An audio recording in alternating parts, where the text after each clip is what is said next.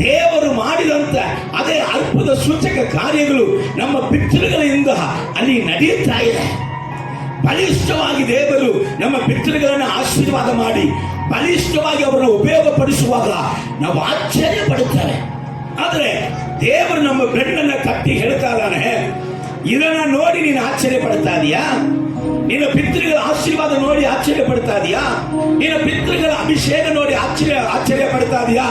ಮಗನೇ ಮಗಳೇ, ಇಲ್ಲಿ ನನ್ನ ಗಮನಿಸು, ಇವರನ್ನ ಆಶೀರ್ವದಿಸಿದ್ದಕ್ಕಿಂತ ನಿನ್ನನ್ನ ಏರಾಳವಾಗಿ ಇದಕ್ಕಿಂತ ಹೆಚ್ಚಾಗಿ ನಾನು ಆಶೀರ್ವಾದ ಮಾಡಬೇಕು.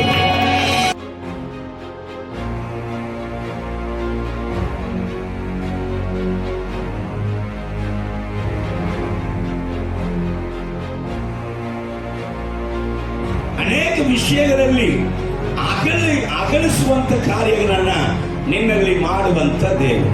ನಾವೆಲ್ಲರೂ ಅನ್ಕೊಳ್ತೀವಿ, ಅನೇಕ ಸತಿ ಏನಾದ್ರೂ ಒಂದು ತೊಂದರೆಗಳು, ವೇದನೆಗಳು, ಕಷ್ಟಗಳು ಅಥವಾ ಕುಟುಂಬದಲ್ಲಿ ಏನೋ ಒಂದು ಸಮಸ್ಯೆಗಳು ಬಂದಾಗ ಪದೇ ಪದೇ ಹೇಳುವುದು ಉಂಟು, ಸೈತಾನ್ ಮಾಡ್ತಾ ಇದ್ದಾನೆ, ಸೈತಾನ್ ಮಾಡ್ತಾ ಇದ್ದಾನೆ, ಸೈತಾನ್ ಮಾಡ್ತಾ ಇದ್ದಾನ.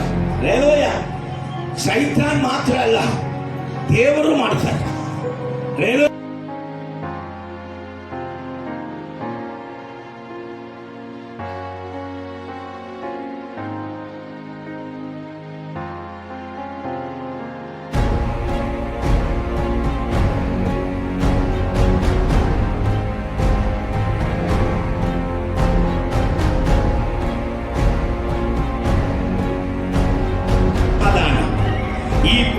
ಸಂಬಂಧವಾದ ಸಮಾಧಾನವನ್ನ ಕೊಡುವುದಕ್ಕೆ ನಾನು ಬಂದಿಲ್ಲ.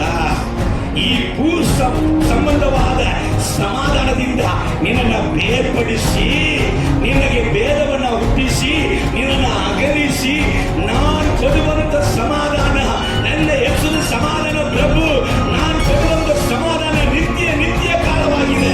ನಾನು ಕೊಡುವಂತ ನೀರು ಅದು ನೀರಡಿಕೆ ಆಗುವುದೇ ಇಲ್ಲ, ಅದು ಜೀವಜಲವಾಗಿದೆ.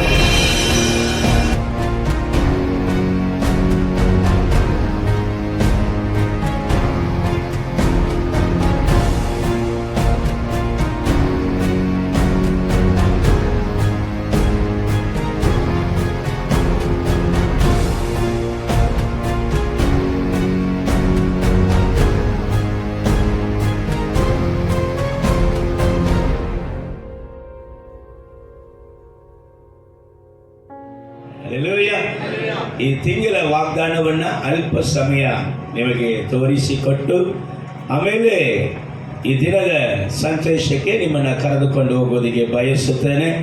ಈ ತಿಂಗಳ ವಾಗ್ದಾನವನ್ನು ಗಮನಿಸೋಣ. ಧರ್ಮೋಪದೇಶ ಕಾಂಡ 30ನೇ ಅಧ್ಯಾಯ 5ನೇ ವಾಕ್ಯ. ಕರ್ತನು ನಿಮಗೆ ಮೇಲನ್ನುಂಟು ಮಾಡಿ, ಕರ್ತನು ನಿಮಗೆ ಮೇಲನ್ನ ಉಂಟು ಮಾಡಿ ನಿಮ್ಮ ಪಿತೃಗಳಿಗಿಂತಲೂ ಅಧಿಕವಾಗಿ ನಿಮ್ಮನ್ನು ಹೆಚ್ಚಿಸೋಣ. ಕರಗಳ ತಟ್ಟಿ ದೇವರ ನಾಮಕ್ಕೆ ಮಹಿಮೆ ಪಡಿಸಿ. ಕರ್ತನ ವಾಕ್ಯ ಈ ರೀತಿ ಹೇಳುತ್ತದೆ, ನಿನಗೆ ಮೇಲನ್ನ ಉಂಟು ಮಾಡುವನು. ಮೊದಲನೇ ವಿಷಯನು ನಿನಗೆ ಮೇಲನ್ನ ಉಂಟು ಮಾಡುವನು. ಎರಡನೇ ವಿಷಯ ಹೆಚ್ಚಿಸೋಣ. ಹಲ್ಲೆಲೂಯಾ. ಸೊ ಕರ್ತನು ಈ 9ನೇ ತಿಂಗಳಲ್ಲಿ ಮಾತು ಕೊಡ್ತಾ ಇದ್ದಾನೆ, ನಿನಗೆ ಮೇಲನ್ನ ಉಂಟು ಮಾಡಿ ನಿನ್ನನ್ನು ನಾನು ಹೆಚ್ಚಿಸುವೆನು ಎಂಬುದ. ಬೈಬಲನ್ನು ನಾವು ಅನೇಕ ಸತಿ ಓದಿದ್ರು ಕೂಡ ಅಲ್ಲಿರುವಂಥ ಎಲ್ಲ ವಾಕ್ಯಗಳನ್ನು ನೆನಪಿಟ್ಟುಕೊಳ್ಳೋದಿಗೆ ಆಗುವುದಿಲ್ಲ. ಆದರೆ ಈ ವಾಕ್ಯ ಬೈಬಲಲ್ಲಿ ಇದೆ ಎಂಬುದಾಗಿ ನನಗೆ ಗೊತ್ತಿಲ್ಲ. ಒಂದು ದಿವಸ ನನ್ನ ಮಗನಿಗೆ ನಾನು ಪ್ರಾರ್ಥನೆ ಮಾಡುವಾಗ ಅವನ ತಲೆಯಲ್ಲಿ ಕೈ ಇಟ್ಟಾಗ ಈ ರೀತಿಯಾಗಿ ನಾನು ಹೃದಯದಿಂದ ಅವನನ್ನು ಆಶೀರ್ವದಿಸಿದೆ. ಹೇಗೆ ಅಂತ, ನಿನ್ನ ಪಿತೃಗಳಿಗಿಂತ ದೇವರನ್ನ ಹೆಚ್ಚಿಸಲಿ.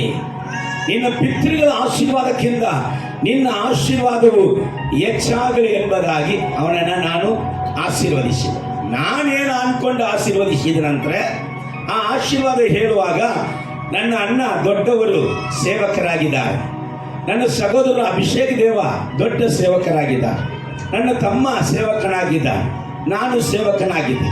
ಸೊ ಹಂಗಾಗಿ ನಾವು ಇವನಿಗೆ ಪಿತೃಗಳು, ನಮಗಿಂತ ಇವನು ಹೆಚ್ಚಾಗಿ ಆಶೀರ್ವದಿಸಲ್ಪಡುತ್ತಾನೆ ಅನ್ನುವಂಥ ಒಂದು ಆಲೋಚನೆ ಅವನನ್ನು ಆಶೀರ್ವದಿಸುವಾಗ ನನ್ನ ಹೃದಯದಲ್ಲಿ ಉಂಟಾಯಿತು. ಆದರೆ ಈ ತಿಂಗಳಿಗೆ ಈ ವಾಗ್ದಾನವನ್ನ ದೇವರು ನನಗೆ ಕೊಡುವಾಗ ಆಶ್ಚರ್ಯವಾಗಿತ್ತಪ್ಪ. ನನ್ನ ಬಾಯಿಂದ ಹೊರಡಿದಂತ ಮಾತು ಏನೋ ಇವನ ಪಿತೃಗಳಾಗಿರುವಂತ ನಮ್ಮಿಂದ ಮಾತ್ರ, ಇವನಿಗೆ ಮಾತ್ರ ಅಲ್ಲ, ಇಡೀ ಸಭೆಗೆ, ಇಡೀ ದೇವರ ಜನರಿಗೆ ನಿನ್ನ ಪಿತೃಗಳ ಆಶೀರ್ವಾದಕ್ಕಿಂತ ಹೆಚ್ಚಾಗಿ ನಾನು ಆಶೀರ್ವದಿಸುತ್ತೇನೆ ಎಂಬುದಾಗಿ ನೀನು ಹೇಳುತ್ತಾ ಇದೆಯಲ್ಲ ಅಂತ ಭಯಂಕರ ಖುಷಿ ಆಯಿತು. ನೋಡಿ, ಸತ್ಯ ವೇದದಲ್ಲಿ ನೋಡುವಾಗ, ನಮ್ಮ ಪಿತೃಗಳ ಆಶೀರ್ವಾದ ನೋಡುವಾಗ ನಮಗೆ ಆಶ್ಚರ್ಯವಾಗುತ್ತದೆ. ಹೌದಲ್ಲ? ನಿಜವಾಗಲೂ ನೀವು ಸತ್ಯ ವೇದವನ್ನ ಅದನ್ನ ಅನುಭವಿಸಿ ಓದುವಾಗ ಈ ರೀತಿಯಾಗಿ ಅದ್ಭುತ ನಡೆಯಲಿಕ್ಕೆ ಸಾಧ್ಯ. ಯಾಕೆಂದ್ರೆ ಸಮುದ್ರವೇ ಎರಡಾಗಿ ಇಂಪಾಗ್ತಾ ಇದೆ, ನದಿ ಇತ್ತಟ್ಟಿ ಹೋಗ್ತಾ ಇದೆ. ಆಶ್ಚರ್ಯವಾದ ಕಾರ್ಯಗಳು, ಅದ್ಭುತವಾದ ಕಾರ್ಯಗಳು. ಬರಗಾಲದಲ್ಲಿ ಕಡಿಮೆ ಆಶೀರ್ವಾದ ಇಲ್ಲ, 100ಕ್ಕೆ 100ರಷ್ಟು ಬೆಳೆಯುತ್ತಾ ಇದೆ. ದೇವರು ಮಾಡಿದಂತ ಅದೇ ಅದ್ಭುತ ಸೂಚಕ ಕಾರ್ಯಗಳು ನಮ್ಮ ಪಿತೃಗಳಿಂದ ಅಲ್ಲಿ ನಡೆಯುತ್ತಾ ಇದೆ. ಬಲಿಷ್ಠವಾಗಿ ದೇವರು ನಮ್ಮ ಪಿತೃಗಳನ್ನು ಆಶೀರ್ವಾದ ಮಾಡಿ ಬಲಿಷ್ಠವಾಗಿ ಅವರನ್ನು ಉಪಯೋಗಪಡಿಸುವಾಗ ನಾವು ಆಶ್ಚರ್ಯ ಪಡುತ್ತೇವೆ. ಆದರೆ ದೇವರು ನಮ್ಮ ಬೆನ್ನನ್ನು ತಟ್ಟಿ ಹೇಳ್ತಾ ಇದ್ದಾನೆ, ಇದನ್ನ ನೋಡಿ ನೀನು ಆಶ್ಚರ್ಯ ಪಡ್ತಾ ಇದೀಯಾ? ನಿನ್ನ ಪಿತೃಗಳ ಆಶೀರ್ವಾದ ನೋಡಿ ಆಶ್ಚರ್ಯ ಪಡ್ತಾ ಇದೀಯಾ? ನಿನ್ನ ಪಿತೃಗಳ ಅಭಿಷೇಕ ನೋಡಿ ಆಶ್ಚರ್ಯ ಪಡ್ತಾ ಇದೀಯಾ? ಮಗನೇ, ಮಗಳೇ, ಇಲ್ಲಿ ನನ್ನ ಗಮನಿಸು. ಇವರನ್ನ ಆಶೀರ್ವದಿಸಿದ್ದಕ್ಕಿಂತ ನಿನ್ನನ್ನು ಏರಾಳವಾಗಿ ಇದಕ್ಕಿಂತ ಹೆಚ್ಚಾಗಿ ನಾನು ಆಶೀರ್ವಾದ ಮಾಡಲಿಕ್ಕೆ. ಹಲ್ಲೆಲೂಯಾ! ಎಂತ ದೇವರು ನೋಡಿ. ದೇವರ ನಾಮಕ್ಕೆ ಮಹಿಮೆ ಉಂಟಾಗಲಿ. ಈ ಆಶೀರ್ವಾದವನ್ನ ನಮ್ಮ ಜೀವಿತದಲ್ಲಿ,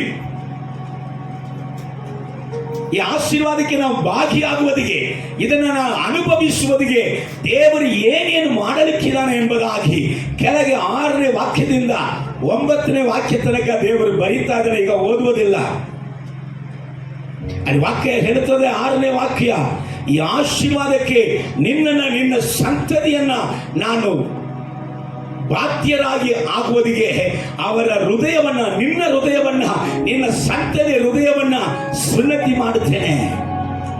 7ನೇ ವಾಕ್ಯದಲ್ಲಿ ದೇವರು ಬರೀತಾ ಇದ್ದಾನೆ, ಈ ಸತ್ಯ ವೇದದಲ್ಲಿ ಇರುವಂತ ಅನೇಕ ಶಾಪಗಳು ಉಂಟು.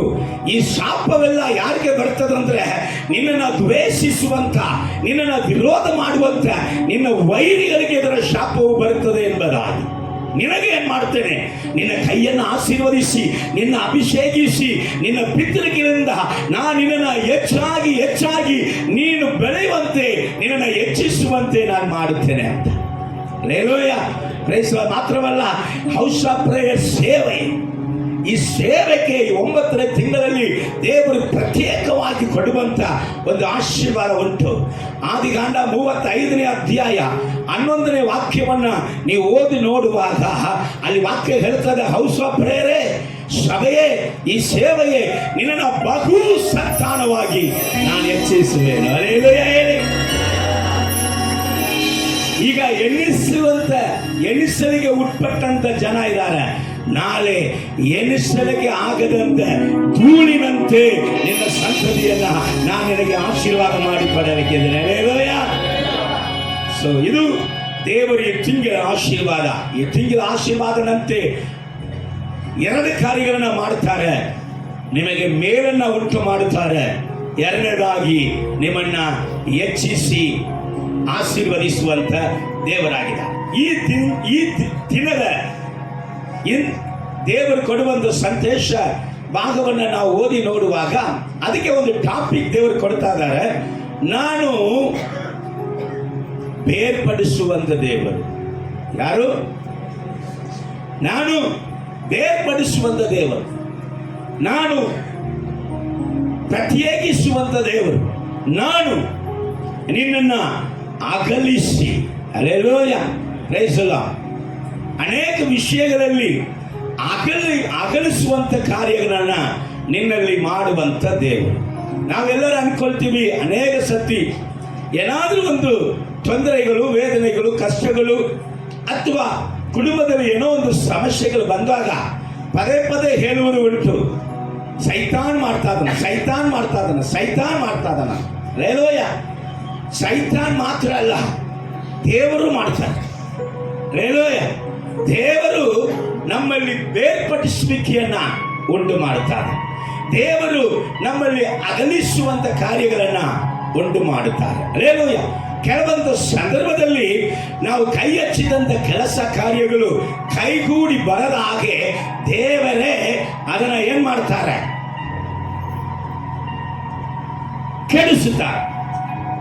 ಕೆಲವೊಂದು ನಮ್ಮ ಆಲೋಚನೆಗಳು, ನಮ್ಮ ಯೋಜನೆಗಳು ನೆರವೇರದ ಹಾಗೆ ದೇವರೇ ಅದನ್ನ ಏನ್ ಮಾಡ್ತಾರೆ?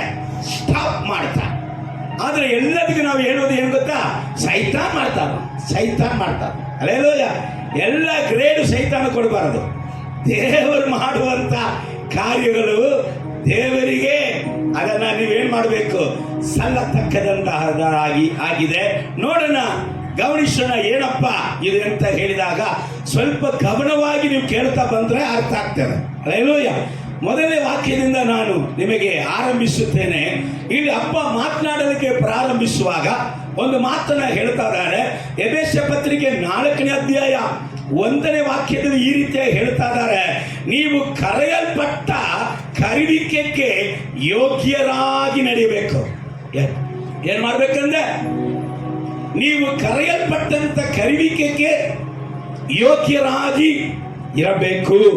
ಅನೇಕರು ಕೇಳ್ತಾರೆ, ಯಾಕೆ ದೇವರ ಈ ಸಮಸ್ಯೆ, ಯಾಕೆ ದೇವರ ಈ ಕಷ್ಟ, ಯಾಕೆ ದೇವರ ಈ ತೊಂದರೆ, ಎಲ್ಲಿ ತನಕ ಪ್ರಾರ್ಥನೆ ಮಾಡಲಿ, ಎಷ್ಟು ಮಟ್ಟಿಗೆ ಪ್ರಾರ್ಥನೆ ಮಾಡಲಿ, ಎಲ್ಲಿ ತನಕ ಇದನ್ನ ಮಾಡುವುದಿಲ್ಲ, ಎಲ್ಲಿ ತನಕ ಈ ಕಷ್ಟವನ್ನು ನಾನು ತಾಳಿಕೊಳ್ಳಲಿ? ಸುಮಾರು ಪ್ರಶ್ನೆಗಳ ಮೇಲೆ ಪ್ರಶ್ನೆ. ಯಾರ ಹತ್ರ ಕೇಳುವುದು? ದೇವರ ಹತ್ರ ಕೇಳುವುದು. ಈಗ ದೇವರು ಕೇಳ್ತಾರೆ, ಯಮ್ಮ, ನಾನು ನಿನಗೆ ಬಾಳ ಮಾಡೀನಿ, ನಾನು ನಿನಗೆ ಬಾಳ ಕೊಟ್ಟಿನಿ, ಆದ್ರೆ ನಿನ್ನ ಕರೆಯುವಿಕೆಯಲ್ಲಿ ನೀನು ಯೋಗ್ಯನಾಗಿದೆಯಾ?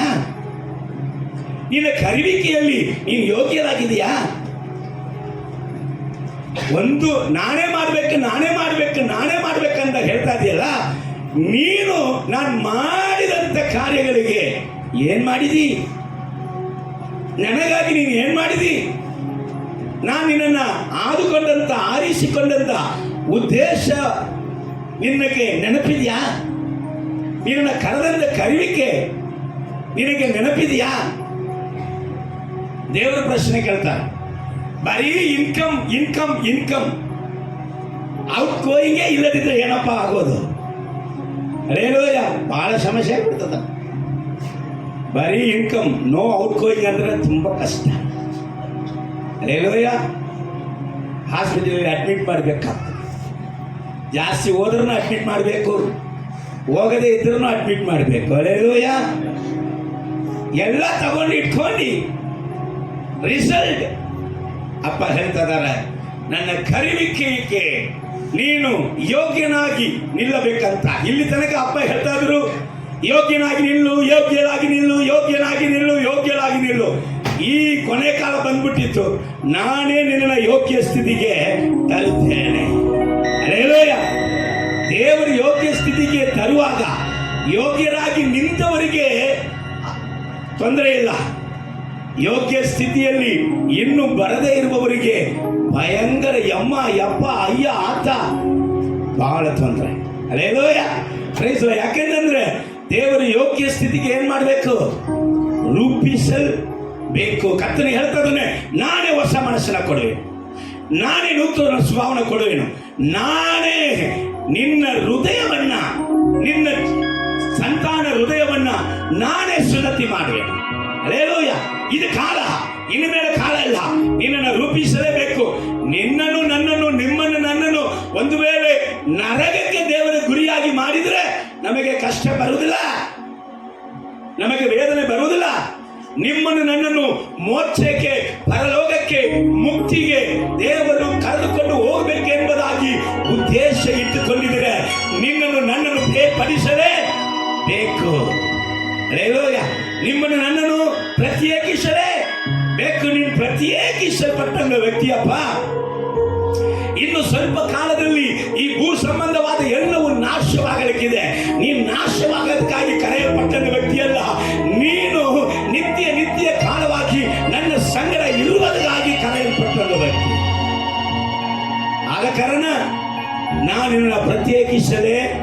ಬೇಕು. ಕೆಲವರ ಸಂಗಡ ಕೆಲವಂತ ಕಾರ್ಯಗಳ ಸಂಗಡ ಇರುವಂತ ನಿನ್ನನ್ನ ನಾನು ಅಗಲಿಸಲೇಬೇಕು. ಅದು ನಿನಗೆ ಇಷ್ಟವಾಗಿದ್ರೂ ನಾನು ಅಗಲಿಸಲೇಬೇಕು. ಅದು ನಿನಗೆ ಪ್ರಿಯವಾಗಿದ್ರೂ ಅಗಲಿಸಲೇಬೇಕು. ನಾನು ಬೇರ್ಪಡಿಸುವಂತ ದೇವರು. Hallelujah, praise Lord. ಗಮನಿಸೋಣ, ಇಲ್ಲಿ ಲೂಕ ಬರೆದ ಸುವಾರ್ತೆ 12ನೇ ಅಧ್ಯಾಯದಲ್ಲಿ 51ನೇ ವಾಕ್ಯವನ್ನ ಗಮನಿಸ್ರಿ.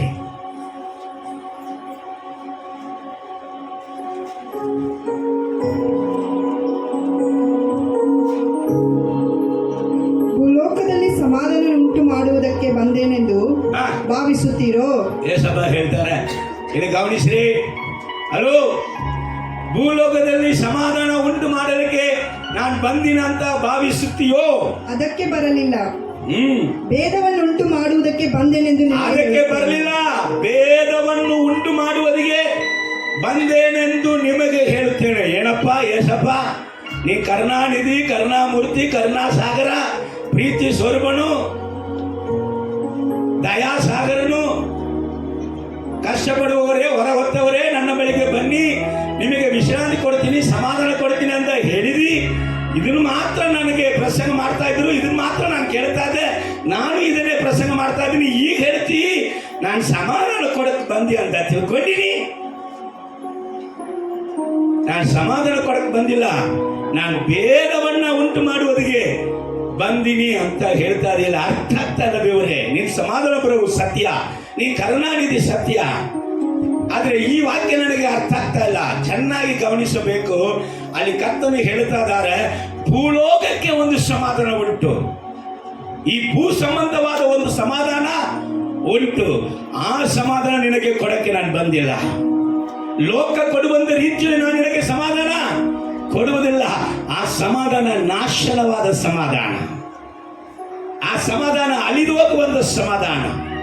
ಈ ಭೂ ಸಂಬಂಧವಾದ ಸಮಾಧಾನವನ್ನ ಕೊಡುವುದಕ್ಕೆ ನಾನು ಬಂದಿಲ್ಲ.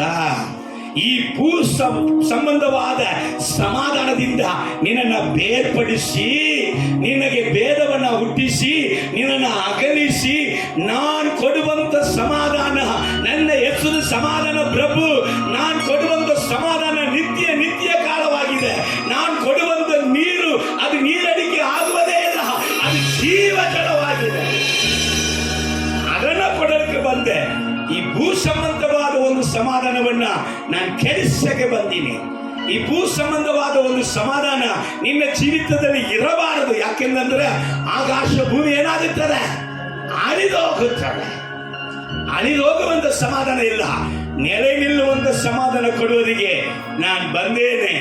ನಾನು ಬಂದಾಗ ಸಮಾಧಾನಕ್ಕೆ ಕಾರಣನಾಗಿ ನಾನು ಏನ್ ಮಾಡಲಿಕ್ಕೆ ಬಂದೇನೆ. 49ನೇ ವಾಕ್ಯ ಓದಮ್ಮ. 49ನೇ ವಾಕ್ಯ. ನಾನು ಬೆಂಕಿಯನ್ನು ಭೂಮಿಯ ಮೇಲೆ ಹಾಕಬೇಕೆಂದು ಬಂದೆ. ಓ, ನಾನು ಬೆಂಕಿಯನ್ನು ಭೂಮಿಯ ಮೇಲೆ ಹಾಕಬೇಕಂದ ಬಂದೇನೆ. ಗಮನಿಸು ಗಮನಿಸು ಸಭೆಯೇ, ನಾನು ಬೆಂಕಿಯನ್ನು ಹಾಕಲಿಕ್ಕೆ ಬಂದೆ, ಅಭಿಷೇಕವನ್ನು ಹಾಕಲಿಕ್ಕೆ ಬಂದೆ, ಪರಿಶುದ್ಧ ಆತ್ಮನನ್ನ ಕೊಡಲಿಕ್ಕೆ ಬಂದೇನೆ. ಅದು ಇಷ್ಟರೊಳಗೆ ಹತ್ತಿಕೊಂಡಿದ್ದರೆ, ಇಷ್ಟರೊಳಗೆ ಏನ್ ಮಾಡ್ಬೇಕು? ಕತ್ತಲೆ ಕಾಲ ಬರ್ಲಿಕ್ಕಿದಪ್ಪ, ರಾತ್ರಿ ಕಾಲ ಬರ್ಲಿಕ್ಕಿದಪ್ಪ, ಈ ಜಗತ್ತು ನಾಶವಾಗಲಿಕ್ಕಿದಪ್ಪ, ಈ ಜಗತ್ತಿಗೆ ಅಂತ್ಯ ಬರ್ಲಿಕ್ಕಿದಪ್ಪ. ಇಷ್ಟರೊಳಗೆ ಅಂತ್ಯ ಬರುವುದ ಒಳಗಡೆ ನಾನು ಮಧ್ಯ ಆಕಾಶದಲ್ಲಿ ಬರ್ಲಿಕ್ಕಿದ್ದೇನೆ. ನನ್ನ ಜನರನ್ನ ರೆಪ್ಪೆ ಬಡಿಯುವಂತ, ಕಣ್ರೆಪ್ಪೆ ಬಡಿಯುವಂತ ಸಮಯದ ಒಳಗಾಗಿ ನಾನು ಏನ್ ಮಾಡ್ಲಿಕ್ಕಿದ್ದೇನೆ? ಒಯ್ಯಲಿಕ್ಕಿದ್ದೇನೆ. ನಾನು ಬರುವಂತ ದಿನ ಒಳಗಾಗಿ, ಈ ಲೋಕಕ್ಕೆ ನಾಶನವು ಬರುವುದು ಒಳಗಾಗಿ, ಇಷ್ಟರ ಒಳಗಡೆ ನಿನ್ನಲ್ಲಿ ನಾನು ಹಾಕಲಿಕ್ಕೆ ಬಂದಂತ ಬೆಂಕಿ ಹತ್ತಿಕೊಂಡ್ರೆ ಎಷ್ಟೋ ಒಳ್ಳೆಯದು. ಹಲ್ಲೆಲೂಯ. ನನ್ನ ನಂಬುವನ ಹೊಟ್ಟೆ ಒಳಗಡೆಯಿಂದ ಜೀವಕರವಾದ ನದಿ ಹರಡುತ್ತದೆ. ಆ ನದಿ ಪರಿಶುದ್ಧ ಆತ್ಮನೇ, ಪರಿಶುದ್ಧ ಆತ್ಮನ ವರವೇ. ಯೇಸು ಸ್ವಾಮಿ ಬರೀ ತಂಬು ನೀರಲ್ಲಿ ಮಾತ್ರ ದೀಕ್ಷೆ ಸ್ಥಾನ ಕೊಡಕ್ಕೆ ಬಂದಿಲ್ಲ. ಆತನು ಅಗ್ನಿಯಿಂದಲೂ ಆತ್ಮನಿಂದಲೂ ನಮಗೆ ದೀಕ್ಷೆ ಸ್ಥಾನ ಕೊಡುವುದಕ್ಕಾಗಿ ಬಂದ. ಅಗ್ನಿಯನ್ನು ಹಾಕಲಿಕ್ಕೆ ಬಂದೆ. ಅಗ್ನಿ ಏನ್ ಮಾಡುತ್ತದೆ? ಅಗ್ನಿ ಯೇಸು ಯಾರೆಂಬುದಾಗಿ ನನಗೆ ತೋರಿಸ್ತದೆ. ಅಗ್ನಿ ದೇವರು ಯಾರೆಂಬುದಾಗಿ ನನಗೆ ತೋರಿಸ್ತದೆ. ಅಗ್ನಿ ದೇವರ ಮಾರ್ಗ, ಸತ್ಯ, ಜೀವ ಏನೆಂಬುದಾಗಿ ನಿನಗೆ ನೆನಪು ಮಾಡಿ, ನಿನಗೆ ಉಪದೇಶ ಮಾಡಿ, ನಿನ್ನನ್ನ ನಾಶನ ಮನುಷ್ಯನಾಗಿ ಅಲ್ಲ, ನಿತ್ಯ ಕಾಲವಾಗಿ ಬದುಕುವಂತ ಮನುಷ್ಯನಾಗಿ ಅಗ್ನಿ ಮಾಡುತ್ತಾನೆ. ಆದ ಕಾರಣ ಈ ಭೂ ಸಂಬಂಧದಲ್ಲಿ ನಿನ್ನನ್ನ ಸಮಾಧಾನ, ಇದುವೇ ಸಮಾಧಾನ ಎಂಬುದಾಗಿ ಸೇರಿಸಿಕೊಂಡಂತ ನಿನ್ನನ್ನ ಭೇದಗಳನ್ನ ಹುಟ್ಟಿಸುವುದಿಗೆ, ಭೇದವನ್ನು ನಿನಗೆ ಭೇದಗಳನ್ನ ನಿನ್ನಲ್ಲಿ ಮಾಡುವುದಿಗೆ, ನಿನ್ನನ್ನು ಅಗಲಿಸುವುದಿಗೆ ನಾನು ಬಂದೇನು ಅಂತ 52ನೇ ವಾಕ್ಯದಲ್ಲಿ ಬರೀತಾನೆ. ಹೋದ್ರಿ ಹೇಗೆಂದರೆ ಇಂದಿನಿಂದ ಒಂದೇ ಮನೆಯಲ್ಲಿರುವ, ಇಂದಿನಿಂದ ಎಂದಿನಿಂದ ಬೆಂಕಿ ಒಳಗಡೆ ಬರಬೇಕು ಎಂಬುದಾಗಿ ಪ್ರಸಂಗಿಸಲ್ಪಟ್ಟಂತ ಇಂದಿನಿಂದ ಒಂದೇ ಮನೆಯಲ್ಲಿ ಇರುವ 5 ಮಂದಿಯೊಳಗೆ ಇಬ್ಬರಿಗೆ ವಿರೋಧವಾಗಿ ಮೂವರು, ಮೂವರಿಗೆ ವಿರೋಧವಾಗಿ ಇಬ್ಬರು, ಈ ಮೇರೆಗೆ ಭೇದ ಉಳ್ಳವರಾಗಿರುವರು. ಅಲ್ಲಿ ಏನಿರುವುದಿಲ್ಲ, ಒಕ್ಕಟ್ಟು ಇರುವುದಿಲ್ಲ. ಕೆಲವರು ಹೇಳ್ತಾರೆ, ಅಪ್ಪ ಈ ದೇವರನ್ನ ನಂಬೋದಕ್ಕೆ ಮುಂಚೆ ಒಂದೇ ಕೋಣ ಹೊಡೆದು ಜಾತ್ರೆಯಲ್ಲಿ ಒಂದೇ ತಾಟಲ್ಲಿ ಊಟ ಮಾಡಿದ್ರಲ್ಲ,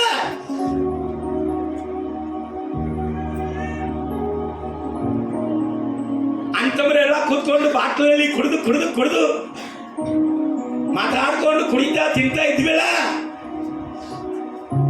ಹೆಣ್ಮಕ್ಕಳೆಲ್ಲ ಅಲ್ಲಿ ಸಿನಿಮಾ ನೋಡ್ಕೊಂಡು ಏನೇನೋ ಕಥೆ ಮಾತಾಡ್ಕೊಂಡು ಚೆನ್ನಾಗಿದ್ರಲ್ಲ. ಈಗ ತಮ್ಮ ಹೇಳ್ತಾನೆ, ನಾನು ಈ ಊಟ ತಿನ್ನಲ್ಲ, ನಾನು ನಿನ್ನ ಈ ಜಾತ್ರೆಗೆ ಬರಲ್ಲ.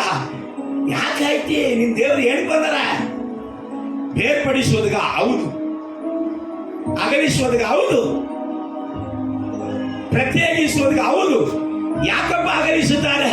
ನಾನು ಚೆನ್ನಾಗಿರ್ಬೇಕಂಡ ಅದೇ ಹೇಳಿ ಯಾಕಪ್ಪ ಅಗಲಿಸುತ್ತಾರೆ?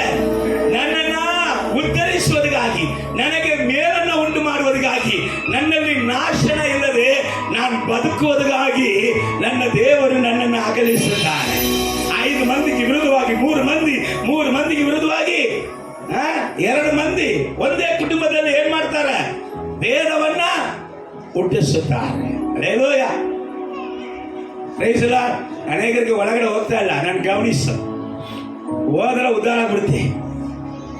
ಹಲ್ಲೆಲೂಯಾ, ಹೋದ್ರೆ ಉದ್ಧಾರ. ಹಲ್ಲೆಲೂಯಾ, ದೇವರ ನಾಮಕ್ಕೆ ಮಹಿಮೆ ಉಂಟಾಗಲಿ. ಇಲ್ಲಿ ಗಮನಿಸಿ, ನಾನು ಬೇರ್ಪಡಿಸಲಿಕ್ಕೆ ಬಂದೇನೆ. ಓದಮ್ಮ. ಮಗನಿಗೆ ವಿರೋಧವಾಗಿ ತಂದೆಯು, ತಂದೆಗೆ ವಿರೋಧವಾಗಿ ಮಗನು, ಮಗಳಿಗೆ ವಿರೋಧವಾಗಿ ತಾಯಿಯು, ತಾಯಿಗೆ ವಿರೋಧವಾಗಿ ಮಗಳು, ಸೊಸೆಗೆ ವಿರೋಧವಾಗಿ ಅತ್ತೆಯು, ಅತ್ತೆಗೆ ವಿರೋಧವಾಗಿ ಸೊಸೆಯು ಭೇದ ಉಳ್ಳವರಾಗಿರುವರು ಅಂದನು. ಅತ್ತೆ ಸೊಸೆ ಜಗಳ ಯಾರಿಂದ ಬರ್ತದೆ? ಸೈತಾನಿಂದ.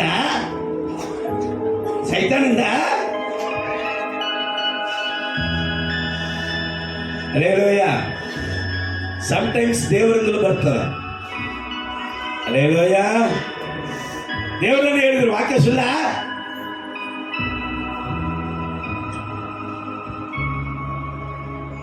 ಅತ್ತೆ ಸೊಸೆ ಇಬ್ಬರು ಸೇರಿ ಸೈತಾನ ಕುತ್ತಿಗೆನೇ ತಂದ್ಕೊಂಡಿದ್ರೆ ಅತ್ತೆ ಸೊಸೆಯನ್ನ ಬೇರ್ಪಡಿಸಿ, ಮಗನು ತಂದೆ ಸೇರಿ ಸೈತಾನನೇ ತಪ್ಕೊಂಡಿದ್ರೆ ಮಗನನ್ನು ತಂದೆಯನ್ನು ಸಪರೇಟ್ ಮಾಡ್ತಾರೆ. ಅಂತಮರೆಲ್ಲ ಸೇರಿ ಸೈತಾನನೇ ತಪ್ಕೊಂಡಿದ್ರೆ ಅಂತಮರನ್ನ ಬೇರ್ಪಡಿಸ್ತಾರೆ. ಯಾಕೆ? ಉಳಿಸೋದಿಗೆ. ಯಾಕೆ?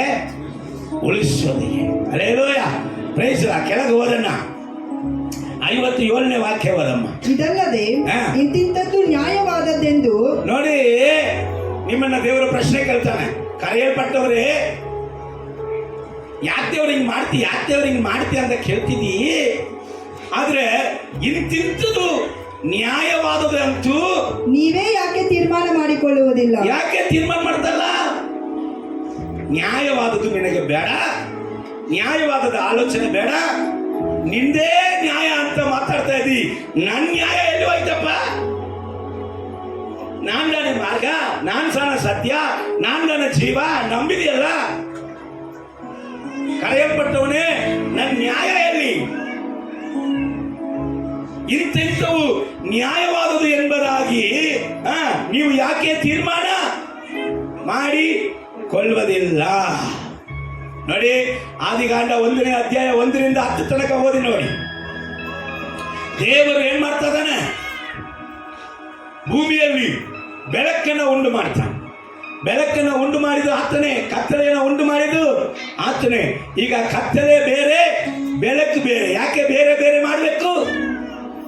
ಕತ್ತಲೆ ಕತ್ತಲೆಯಾಗಿದ್ದರೆ ಅದಕ್ಕೆ ಮರ್ಯಾದೆ, ಬೆಳಕು ಬೆಳಕಾಗಿದ್ದರೆ ಮರ್ಯಾದೆ. ಅಲ್ಲೇಲೂಯ. ಆದರೆ ಮನುಷ್ಯ ಏನ್ ಹೇಳ್ತಾನೆ? ಅವನನ್ನ ಬೆಳಕಾಗಿಟ್ರೆ ಇವನಿಗೆ ಕತ್ತಲೆ ಬೇಕಂತಾನೆ, ಇವನ ಕತ್ತಲೆ ಆಗಿದ್ರೆ ಬೆಳಕು ಬೇಕಂತಾನೆ, ಇವನ ರಾತ್ರಿಯಾಗಿಟ್ರೆ ನನ್ನ ಹಗಲಾಗಬೇಕಂತಾನೆ, ಇವನ ಹಗಲಾಗಿಟ್ರೆ ನನ್ನ ರಾತ್ರಿ ಅಮಾವಾಸ್ಯೆ ಆಗ್ಬೇಕಂತಾನೆ. ಎಲ್ಲ ಉಲ್ಟಾ. ಅಲ್ಲೇಲೂಯ. ನ್ಯಾಯವಾದದನ್ನ ನಿನ್ನಲ್ಲಿ ನನ್ನಲ್ಲಿ ಕೊಡುವುದಕ್ಕಾಗಿ ನಿನಗೆ ಇಷ್ಟವಾದದನ್ನ, ನಿನಗೆ ಪ್ರಿಯವಾದದನ್ನ ನೀನು ಯಾವುದು ಸಂತೋಷ ಎಂಬುದಾಗಿ ಸುಳ್ಳಾಗಿ ನಂಬುತ್ತಾ ಇದೆಯೋ ಅದರಿಂದ ನಿನ್ನನ್ನು ನನ್ನನ್ನು ಅಗಲಿಸುವ ಕೆಲಸವನ್ನ ದೇವರು ಮಾಡುತ್ತಾರೆ. ಅಲ್ಲೇಲೂಯ. ನಿದ್ದೆ ಮಾಡುವರೆಲ್ಲ ಹುಷಾರಾಗಿದ್ದೀರಿ. ಅಲ್ಲೇಲೂಯ. Praise the Lord. ದೇವರ ನಾಮಕ್ಕೆ ಮಹಿಮೆ ಉಂಟಾಗಿ. ಗಮನಿಸ್ರಿ, ಅಲ್ಲಿ ದೇವರು ನೀರನ್ನು ಉಂಟು ಮಾಡಿ ನೀರನ್ನು ಬೇರ್ಪಡಿಸುತ್ತಾರೆ. ಮೇಲ್ಗಡೆ ನೀರು ಬೇರೆ, ಕೆಳಗಡೆ ನೀರು ಬೇರೆ. ಅಲ್ಲೇಲೂಯ. Praise the Lord. ದೇವರು ನನ್ನನ್ನ ಎಲ್ಲಿ ಇರಬೇಕೆಂಬುದಾಗಿ ಇಟ್ಟಿದಾನೋ, ಯಾವ ಸ್ಥಾನದಲ್ಲಿ ಇರಬೇಕೆಂಬುದಾಗಿ ಇಟ್ಟಿದಾನೋ ಅದರಲ್ಲಿ ಇದ್ರೆ ಮಾತ್ರವೇ ನನಗೆ ಯೋಗ್ಯತೆ. ಅಲ್ಲೇಲೂಯ. ಅಲ್ಲೇಲೂಯ. ದೇವರು ಇಡದೇ ಇದ್ದಂತ ಕಾರ್ಯಗಳನ್ನ ನಾನು ಬಯಸುವುದು ಉಂಟು, ಬಯಸಬಹುದು. ಆದರೆ ದೇವರಿಂದ ಕರೆಯಲ್ಪಟ್ಟವನನ್ನ ಯಾತಕ್ಕಾಗಿ ದೇವರು ಕರೆದಿದ್ದಾನೋ ಅದಕ್ಕೆ ಅವನನ್ನ ಯೋಗ್ಯನಾಗಿ ಮಾಡುವುದಿಗೆ ಅವನು ತಪ್ಪಾದ ಪ್ರೀತಿಯನ್ನ, ತಪ್ಪಾದ ಆಶೀರ್ವಾದವನ್ನ, ತಪ್ಪಾದ ನಂಬಿಕೆಯನ್ನ, ತಪ್ಪಾದ ಫೆಲೋಶಿಪ್ ಅನ್ನ ಅವನು ಇಟ್ಟುಕೊಂಡಾಗ ಅದರ ಒಳಗಡೆ ಒಂದು ಒಡತವನ್ನ, ಅದರ ಒಳಗಡೆ ಒಂದು ಭೇದಗಳನ್ನ, ಅದರ ಒಳಗಡೆ ಒಂದು ಅಗಲಿಸುವಿಕೆಯನ್ನ ದೇವರು ಉಂಟು ಮಾಡುತ್ತಾರೆ. ಅಲ್ಲೇಲೂಯ. ಅಲ್ಲೇಲೂಯ. ಪ್ರೈಸ್. ಅನೇಕ ಸತಿ ನಾವು ಹೇಳುತ್ತೇವೆ, ಈ ನಷ್ಟ ಯಾಕೆ? ಸೈತಾನ ನಷ್ಟ ಕೊಟ್ಬಿಟ್ಟ. ಸೈತಾನ್ ಕೊಟ್ಟಿಲ್ಲ, ದೇವರೇ ಕೊಟ್ಟು. ಯಾಕೆ? ನೀನ್ ದೇವರಿಗೆ ಇಷ್ಟ ಇಲ್ಲದ ಬಿಸ್ನೆಸ್ ಮಾಡಿದಿ, ನೀನ್ ದೇವರಿಗೆ ಇಷ್ಟ ಇಲ್ಲದಂತ ಸಂಪಾದನೆ ಮಾಡಿದಿ. ಕುಟುಂಬದಲ್ಲಿ ಅವಾಗ ಏನಾಗುತ್ತದೆ? ಗಂಡ ಹೆಂಡತಿ ಒಳಗಡೆ ಜಗಳ ಬಂದ್ಬಿಡ್ತದೆ. ಯಾಕೆ? ಏನ್ ಮಾಡ್ಬೇಕಂತ ದೇವರ ನಿಮಿತ್ತ ನಾನು ವಾಕ್ಯ ಹೇಳ್ತೀನಿ ನೋಡ್ರಿ. ಇದಲ್ಲದೆ ನಾವು ಏನ್ ಮಾಡ್ಬೇಕು? ದೇವರ ನಿಮಿತ್ತ ನಾವು ಏನ್ ಮಾಡ್ಬೇಕು? ನಮ್ಮನ್ನ ಅಗಲಿಸಿಕೊಳ್ಬೇಕಂತೆ. ಯಾರ ನಿಮಿತ್ತ? ದೇವರ ನಿಮಿತ್ತ. ನನ್ನ ನಿಮಿತ್ತ ನೀನು ಲೂಕ ಬರೆದ ಸ್ವಾರ್ತೆ 52:53 ಓದಮ್ಮ. ಸಾರಿ, ಓದಿದ್ಯಲ್ಲ? 53 ಓದಮ್ಮ.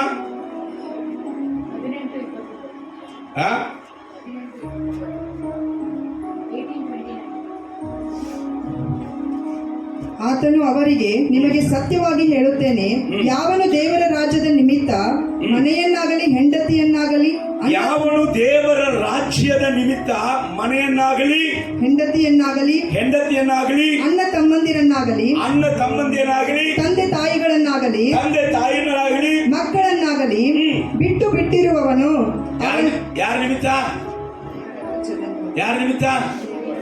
ದೇವರ ರಾಜ್ಯ ನಿಮಿತ್ತ ಯಾರು ಬಿಡ್ಬೇಕಂದ?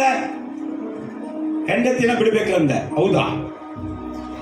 ದೇವರ ರಾಜ್ಯ ನಿಮಿತ್ತ ಗಂಡನನ್ನ ಬಿಡ್ಬೇಕಂದ. ಹೌದಾ? ಅಲ್ಲೇಲೂಯ. ದೇವರ ರಾಜ್ಯ ನಿಮಿತ್ತ ತಂದೆ ತಾಯಿಯನ್ನ ಬಿಡ್ಬೇಕಂತೆ. ಹೌದು, ಅದಂತ ಸತ್ಯ. ಅಲ್ಲೇಲೂಯ. Praise the Lord. ನನ್ನ ತಂದೆ ತಾಯಿಗೆ ನಾವು 7 ಮಕ್ಕಳು. ಎಷ್ಟು ಮಕ್ಕಳ್ರಿ? ಹೇಳ್ರಲ್ಲ, 7 ಮಕ್ಕಳು. 4 ಗಂಡು 3 ಹೆಣ್ಣು. ನಮ್ಮ ಪಪ್ಪ ಎಲ್ಲಾರು ನಮ್ಮನ್ನ ಕರ್ಕೊಂಡು ಹೋದ್ರೆ ಅವ್ರಿಗೆ ಗಾಡಿ ಎಲ್ಲ ಓಡಿಸಕ್ಕೆ ಬರಂಗಿಲ್ಲ, ಬಸ್ಸಲ್ಲಿ ಕರ್ಕೊಂಡು ಹೋಗ್ತಾರೆ. ಬಸ್ಸಲ್ಲಿ ಕರ್ಕೊಂಡು ಹೋಗುವಾಗ ಡ್ರೈವರ್ ಅನ್ನ ಬಸ್ಸು ಚಾಲು ಮಾಡಕ್ಕೆ ಬಿಡಲ್ಲ. ನಾವು ಬಸ್ ಹತ್ತಿದ ಮೇಲೆ ನಮ್ಮ ಪಪ್ಪ ಎನಿಸ್ತಾರೆ, 1 2 3 4 5 6 7 ಎಲ್ಲ ಇದೆಯಾ? ಡ್ರೈವರ್ ಸ್ಟಾರ್ಟ್ ಗಾಡಿ ಅಂತ. ಆಮೇಲೆ ಎಲ್ಲಾದ್ರೂ ಹೋಗಿ ನಾವು ಇಳಿದ ಮೇಲೆ ಬಸ್ಸನ್ನ ಸ್ಟಾರ್ಟ್ ಮಾಡಕ್ಕೆ ಬಿಡಂಗಿಲ್ಲ. ನಾವು ಇಳಿದಿದ್ದೀವಿ. ಇಳಿದ ನಂತರ ನಮ್ಮ ಪಪ್ಪ ಎನಿಸ್ತಾನೆ, 1 2 3 4 5 6 7 ರೈಟ್ ಕರೆಕ್ಟ್ ಆಗಿ ಡ್ರೈವರ್ ಚಾಲೋ ಹತ್ತಿಸೋದು ಇಳಿಸೋದು. ನಮಗೆ ಲೋಕವೇ ಗೊತ್ತಿಲ್ಲಪ್ಪ, ಲೋಕವೇ ನಮ್ಮ ಕುಟುಂಬ. ನನಗಂತೂ ಒಂದು ಮದುವೆ ಮನೆಯೂ ಗೊತ್ತಿಲ್ಲ, ಒಂದು ಸತ್ತ ಮನೆಯೂ ಗೊತ್ತಿಲ್ಲ. ನನಗೆ ಮದುವೆ ಆಗೋ ತನಕ, ಯಾಕೆಂದ್ರೆ ದೊಡ್ಡ ಕುಟುಂಬ ಒಳಗಡೆ ಒಂದು ಕುಟ್ಟಿ, ಒಂದು ಸಣ್ಣ ಪರಲೋಕ ತರ ಇತ್ತು. ನಮ್ಮ ತಂದೆ ತಾಯಿ ಯಾವಾಗಲೂ ಕಣ್ಣಲ್ಲಿ ಎಣ್ಣೆ ಹಾಕೊಂಡು ನಮ್ಮನ್ನ ಕಾಯ್ತಾ ಇದ್ರು. ನಮಗೆ ಏನ್ ಬೇಕು ಇವತ್ತು ನನ್ನ ಹೆಂಡತಿ ಬೈತಾಳ, ಈ ಡ್ರೆಸ್ ಅನ್ನ ಇಲ್ಲಿಟ್ರಿ, ಈ ಪಾತ್ರೆ ಹಿಂಗಿರ್ತಿ, ಇದನ್ನ ಹಂಗ್ ಮಾಡ್ಬೇಕು ಹೇಳಿಕೊಟ್ಟಿಲ್ವಾ? ನಾನಂತ ಖರೇನೆ ನಮ್ಮ ಮಮ್ಮಿ ಏನು ಹೇಳಿಲ್ಲ. 7 ಮಕ್ಕಳು ಇದ್ರು, ನಮ್ಮ ಮಮ್ಮಿ ಎಲ್ಲ ಮಾಡಿದ್ರಪ್ಪ. ನಾವು ಎಲ್ಲೆಲ್ಲಿ ಏನೇನು ಚರಿದ್ರು ಕೂಡ ಎಲ್ಲ ಕ್ಲೀನ್ ಮಾಡ್ತಾ ಇದ್ರು. ನಿನ್ನ ಹತ್ರ ಬಂದು ಸುಕ್ಕೊಂಡೆ, ಇವತ್ತೆಲ್ಲ ಇದನ್ನ ಕೇಳ್ಬೇಕಾಯ್ತಿ. ಅಷ್ಟು ಒಂದು ದಿನಕ್ಕೆ ನಾನು 7 ಸತಿ ತಿನ್ನುವನು. ನೋಡಿ, 7 ಮಕ್ಕಳು ಒಬ್ಬೊಬ್ಬರು 7 ಸತಿ ತಿಂದ್ರೆ ಕುಟುಂಬ ಏನಾಗ್ತದ? ನೀವು ಹಂಗೇನು ತಿನ್ಬೇಡ. ರೇಲೋಯ ರೈಸಲ ಮತ್ತೆ ಪಪ್ಪ ಮಮ್ಮಿ ಬೀದಿಗೆ ಅಷ್ಟು ತಿಂದಿವಿ. ಆದ್ರೂ ಕೂಡ ಪಪ್ಪ ಮಮ್ಮಿ ಇನ್ನೂ ತಿನ್ನಲೆ 30 ಇಡ್ಲಿ ಸಾಲಿಲಾಗಿ ತಿನ್ನುವ ನಾನು. ನಮ್ಮ ಮಮ್ಮಿ ಏನ್ ಟೆನ್ಷನ್ ಆಗೋದಿಲ್ಲ. ರೇಲೋಯ ಆಗಲಿಲ್ಲ, ಉದ್ದಿನ ಬೇಳೆ ಮತ್ತೆ ಅಕ್ಕಿ ಎದುರಲ್ಲಿ ಆಡ್ಸ್ತಾರ ಗೊತ್ತಾ? ನೀವು ಚಾಳೆ ಮಾಡಿದ ಕೂಡಲೇ ಗ್ರೈಂಡರ್ ಕರ್ರಂದ ಹೊಡ್ತದ, ಮಿಕ್ಸಿ ಹೊಡ್ತದ, ಹಂಗಲ್ಲ. ಕೈಯಲ್ಲಿ ಏನ್ ಮಾಡ್ಬೇಕು? ಕಲ್ಲಲ್ಲಿ ಆಡ್ಸ್ ರೇಲೋಯ ಪ್ರೈಸ್ ಅಲ್ಲ. ಸೊ ಇಷ್ಟು ನಮ್ಮನ್ನ ಅವ್ರು ಬೆಳೆಸಿದ ಕೂಡ ಒಂದು ದಿವಸ ಶೇಷರತ್ನಮ್ಮ ಬಳಿಯಲ್ಲಿ ನಮ್ಮ ತಂದೆ ಮಾತಾಡ್ತಾ ಇದ್ರು. ಅವಾಗ ಶೇಷರತ್ನಮ್ಮ ಹೇಳಿದ್ರು, ವಿಲ್ಸನ್ ಅವರೇ, ನಮ್ಮ ಅಪ್ಪನ ಹೆಸರು ವಿಲ್ಸನ್ ಅವರೇ, ನಿಮ್ಮ 7 ಮಕ್ಕಳಲ್ಲಿ ಒಂದು ಮಗನನ್ನ, ದೇವಾಭಾಷರನ್ನ ಸೇವೆಗಾಗಿ ನೀವು ಕೊಟ್ಟಿದ್ದೀರಿ. ದೇವರು ನಿಮ್ಮ ಕುಟುಂಬವನ್ನು ಆಶೀರ್ವಾದ ಮಾಡ್ತಾರೆ. ನಮ್ಮ ಪಪ್ಪ ಹೇಳಿದ್ರೆ, ಅಮ್ಮ ಇವನು ಒಬ್ಬನಲ್ಲ, ನನಗೆ 7 ಮಕ್ಕಳು ದೇವರ ಸೇವೆಗೆ ಅಂತ. ಅಲ್ಲೇಲೂಯ. ಶೇಷರತ್ನಮ್ಮ ಹೇಳಿದ್ರು, ವಿಲ್ಸನ್ ಅವರೇ, ದೇವರು ಕೇಳಿಸ್ಕೊಳ್ತಾ ಇದ್ದಾರ. ಸತ್ಯ ಹೇಳ್ತೀನಮ್ಮ, 7 ಮಕ್ಕಳು ನನ್ನ ದೇವರಿಗೆ ಸೇವೆ ಮಾಡಿದ್ರು, ನನಗೆ ಟೆನ್ಷನ್ ಇಲ್ಲ. ಅಲ್ಲೇಲೂಯ. ದೇವರ ರಾಜ್ಯದ ನಿಮಿತ್ತ ಇವತ್ತು ಒಂದು ಅಣ್ಣ UP ಯಲ್ಲಿದ್ದಾನೆ, ಇನ್ನೊಬ್ಬರು ಬೆಂಗಳೂರಲ್ಲಿದ್ದಾರೆ, ನಾನು ಬೆಳಗಾಮಲ್ಲಿದ್ದೇನೆ, ಇನ್ನೊಬ್ಬರು ಮಹಾರಾಷ್ಟ್ರದಲ್ಲಿದ್ದಾರೆ, ಇನ್ನು ಅಕ್ಕ 2 ಚೆನ್ನೈಯಲ್ಲಿದ್ದಾರೆ, ಅಪ್ಪ ಜೊತೆಗೆ ದೊಡ್ಡಕ್ಕ ಮಾತ್ರ ಊರಲ್ಲಿದ್ದಾರೆ. 7 ಮಕ್ಕಳು ದೇವರ ರಾಜ್ಯದ ದೇವರ ನಿಮಿತ್ತವಾಗಿ ನಾವು ಏನ್ ಮಾಡಿದ್ದೀವಿ? ಅಲ್ಲಲ್ಲಿ ಚದರಿಸಲ್ಪಟ್ಟಿದ್ದೀವಿ. ಯಾಕಪ್ಪ ದೇವರು ಅಗಲಿಸಿದ್ರು? ಮನುಷ್ಯನಾಗಿ ಕೂಡ ಇರುವುದಕ್ಕೆ ಯೋಗ್ಯತೆ ಇಲ್ಲದಂತ ನಮ್ಮನ್ನ ದೇವರ ಮನುಷ್ಯನಾಗಿ ಬದಲಾಯಿಸುವುದಕ್ಕಾಗಿ ದೇವರು ನಮ್ಮನ್ನ ಅಗಲಿಸಿದರು. ದೇವರು ಅಗಲಿಸುವಾಗ ಕಾರಣ ಉಂಟು. ದೇವರು ಅಗಲಿಸುವಾಗ ಅದು ನಮಗೆ ಆಶೀರ್ವಾದನೆ ಹೊರತು ಬೇರೆ ಅಲ್ಲ. ಆದ ಕಾರಣ ಗಂಡ ಹೆಂಡತಿಯಾಗಿ ಮನೆಗಳನ್ನ ಬಿಟ್ಟವರು ನೋಡಿ ನಮ್ಮ ಚರ್ಚೆಯಲ್ಲಿ ಬಹಳ ಮಂದಿ. ಒಬ್ಬರು ಮಾತ್ರ ಹೇಳ್ತೀನಿ, ರಾಜುವಿಗೆ ಇದೇ ಸುತ್ತಕಟ್ಟೆಯಲ್ಲಿ 3 ಮನೆ ಉಂಟು. ಈ 3 ಮನೆ ಬಿಟ್ಟು ಇಲ್ಲಿ ಯಾಕೆ ಅವನು ಬಂದು ಬಾಡಿಗೆ ಮನೆಯಲ್ಲಿ ಕೂತಿದ್ದಾನ? ಕೇಳಿ ಅವನಿಗೆ ಹೋಗಿ. ದೇವರಿಗಾಗಿ, ದೇವರ ರಾಜ್ಯಕ್ಕಾಗಿ. ರೇಲೋಯ. ಇನ್ನೂ ಅನೇಕ ಕುಟುಂಬಗಳು ಉಂಟು, ನೀವು ಕೇಳ್ರಿ. ಯಾಕಪ್ಪ ಕುಟುಂಬ ಬಿಟ್ಟು, ಸ್ವಂತ ಮನೆ ಬಿಟ್ಟು, ನನ್ನ ಅಪ್ಪನ ಮನೆಯಲ್ಲಿ ನಮಗೆ 12 ಮನೆ ಬಾಡಿಗೆಗೆ ಉಂಟು. ನಮ್ಮ ಅಪ್ಪ ಎಷ್ಟು ಮನೆ ಬಾಡಿಗೆ ಕೊಟ್ಟಾನ? ಸಣ್ಣದಾಗಿರ್ಲಿ 12 ಮನೆ ಬಾಡಿಗೆ ಕೊಟ್ಟಿದ್ದಾರೆ. ಆದ್ರೆ ಇಲ್ಲಿ ಬೆಳಗಾಮಲ್ಲಿ ನಾನು ಬಾಡಿಗೆ ಮನೆಯಲ್ಲಿ ಇದ್ದೀನಿ. ನೆನ್ನೆ ಅಪ್ಪ ನನಗೆ ಫೋನ್ ಮಾಡಿದ್ರು, ಮಗನೇ ಒಂದು ಮನೆ ತಗೊಂಡ್ಬಿಡ್ಬೇಕು ಅಂದ್ರು. ಇಲ್ಲಪ್ಪ, ಆಳೆ ಕಟ್ಟಿದ ಮೇಲೇನೆ ಮನೆ ಅಪ್ಪ. ಹೌದಪ್ಪ, ಹಂಗಂತೀಯ? ಹೌದಪ್ಪ, ದೇವರು ನಿನ್ನನ್ನು ಬಲವಾಗಿ ಆಶೀರ್ವಾದ ಮಾಡುತ್ತಾರೆ, ಬಲವಾಗಿ ಆಶೀರ್ವಾದ ಮಾಡುತ್ತಾರೆ.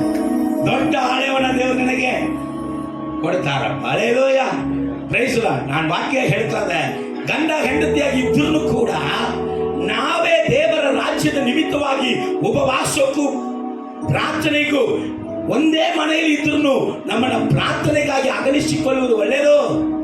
ನಾವು ಸೇವೆಗಾಗಿ 1 ವಾರ 10 ದಿವಸ ಗಂಡ ಹೆಂಡತಿ ಅಗಲಿ ಹೋಗುತ್ತೇವೆ. ಪ್ರಾರ್ಥನೆಗಾಗಿ ನಾವು ಉಪವಾಸಕ್ಕಾಗಿ ಒಂದೇ ಕುಟುಂಬದಲ್ಲಿ ಇದ್ರೂ ಒಂದೇ ಮನೆಯಲ್ಲಿದ್ರೂ ಗಂಡ ಹೆಂಡತಿ ಅಗಲಿಸಿಕೊಳ್ಳುತ್ತೇವೆ. ಹೆಂಡತಿ ಆಕೆ ಹೋಗಿ ಸೇವೆಗಾಗಿ ಪ್ರಾರ್ಥನೆಗಾಗಿ ಒಂದು ಮೆಸೇಜ್ ಕೊಡಬೇಕಂದ್ರೆ ನಾವು ಸಂಸಾರ ಜೀವಿತದಿಂದ ಅಗಲಿಕೊಳ್ಳುತ್ತೇವೆ. ಕಾರಣ ಯಾಕಾಗಿ ಗೊತ್ತಾ? ಯೇಸುಗಾಗಿ, ಯೇಸು ಕ್ರಿಸ್ತನ ರಾಜ್ಯ.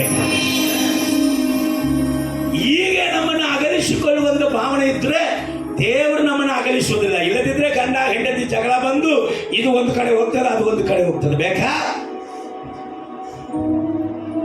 ಹಲ್ಲೆಲೂಯಾ. ದೇವರ ನಾಮಕ್ಕೆ ಮಹಿಮೆ ಉಂಟಾಗಲಿ. ವಾಕ್ಯ ಹೇಳ್ತದೆ, ರಾಜ್ಯದ ನಿಮಿತ್ತವಾಗಿ, ನೀತಿಯ ನಿಮಿತ್ತವಾಗಿ, ನನ್ನ ನಿಮಿತ್ತವಾಗಿ ತಂದೆಯನ್ನೋ ತಾಯಿಯನ್ನೋ ಮಗನನ್ನೋ ಗಂಡನನ್ನೋ ಹೆಂಡತಿಯನ್ನೋ ಮನೆಯನ್ನು ಬಿಟ್ಟವರಿಗೆ ಏನ್ ಸಿಗ್ತದಪ್ಪ? ಕೆಳಗೋದಮ್ಮ. ಅವನಿಗೆ ಈಗಿನ ಕಾಲದಲ್ಲಿ ಅನೇಕ ಪಾಲು ಹೆಚ್ಚಾದವುಗಳು ಸಿಕ್ಕೇ ಈಗಿನ ಕಾಲದಲ್ಲೇ ಸಿಗ್ತದಪ್ಪ. ನಿನಗೆ ಅನೇಕ ಪಾಲು ಹೆಚ್ಚಾಗಿ ಸಿಕ್ಕುವುದಕ್ಕಾಗಿ ಕರ್ತನು ನಿನ್ನನ್ನು ನನ್ನನ್ನು ಬೇರ್ಪಡಿಸುವಂತ ದೇವರಾಗಿ ಅನೇಕ ಕಾರ್ಯಗಳಿಂದ ಬೇರ್ಪಡಿಸುವುದು ಏನಿಗೆ? ಈಗಿನ ಕಾಲದಲ್ಲಿ ಅನೇಕ ಪಾಲು, ಅನೇಕ ಆಶೀರ್ವಾದ, ಸಹೋದರನ ಪ್ರೀತಿ ಸಮೃದ್ಧಿಯಾಗಿ ಸಿಕ್ಕುವುದಿಗೆ, ಸಹೋದರಿ ಪ್ರೀತಿ ಸಮೃದ್ಧಿಯಾಗಿ ಸಿಕ್ಕುವುದಿಗೆ, ಗಂಡನ ಪ್ರೀತಿ 100ಕ್ಕೆ 100ರಷ್ಟು ಸಿಕ್ಕುವುದಿಗೆ, ಹೆಂಡತಿಯ ಪ್ರೀತಿ 100ಕ್ಕೆ 100ರಷ್ಟು ಸಿಕ್ಕುವುದಿಗೆ ನಮ್ಮ ಸಭೆಯಲ್ಲಿ ಅನೇಕ ಮಕ್ಕಳು ವರ್ಷ 41 ದಿವಸ ಉಪವಾಸ ಇದ್ದಾರೆ. ಉಳಿದಂತ ದಿವಸದಲ್ಲಿ ಅವರು ಉಪವಾಸ ಇದ್ದಿದ್ದಕ್ಕೆ ಲೆಕ್ಕನೇ ಇಲ್ಲ. ಆ ಉಪವಾಸ ಇರುವಂತ ಕುಟುಂಬವನ್ನು ಹೋಗಿ ನೋಡು. ಆಕೆ ಗಂಡನ ಹೃದಯ ನಂಬುತ್ತದೆ, ಅವನನ್ನು ಆಕೆ ಹೆಂಡತಿ ಹೃದಯ ನಂಬುತ್ತದೆ. ಎಷ್ಟು ಅವ್ರ ಬಗ್ಗೆ ನೀವು ತಪ್ಪಾದ ಆಲೋಚನೆಗಳನ್ನ ಅವರ ಗಂಡನ ಕಿವಿಯಾಗ ಹೋಗಿ ಹೇಳಿದ್ರು ಕೇಳಂಗಿಲ್ಲ. ಯಾಕೆ ಗೊತ್ತಾ? ದೇವರ ರಾಜ್ಯದ ನಿಮಿತ್ತವಾಗಿ, ನಿತ್ಯ ನಿಮಿತ್ತವಾಗಿ ತಮ್ಮನ್ನು ಅಗಲಿಸಿಕೊಂಡವರು ತಮ್ಮ ಸುಖಗಳನ್ನ, ತಮ್ಮ ಸಂತೋಷಗಳನ್ನ ದೇವರ ರಾಜ್ಯದ ನಿಮಿತ್ತವಾಗಿ, ನಿತ್ಯ ನಿಮಿತ್ತವಾಗಿ ತ್ಯಾಗ ಮಾಡಿದವರು. ಆದ ಕಾರಣ ಕರ್ತನು ಅವರನ್ನ ಏನ್ ಮಾಡ್ತಾನೆ? 100ಕ್ಕೆ 100ರಷ್ಟು ಆ ಹೆಂಡತಿಯ ಪ್ರೀತಿಯನ್ನ, 100ಕ್ಕೆ 100ರಷ್ಟು ಗಂಡನ ಪ್ರೀತಿಯನ್ನ, ಆಶೀರ್ವಾದಗಳನ್ನ ದೇವರು ಕೊಡುವಂತ ದೇವರಾಗಿ ಇದಾನೆ ಎಂಬುದಾಗಿ ನೋಡ್ತಾನೆ. ಅನೇಕ ಕಾರ್ಯಗಳು ಉಂಟು, ಸಮಯಗಳು ಬಹಳ ಕಡಿಮೆಯಾಗಿ ಹೋಗ್ತಾರೆ. ನಾನು ಕ್ಯಾನ್ಸಲ್ ಮಾಡಿ ಹೋಗುತ್ತೇನೆ.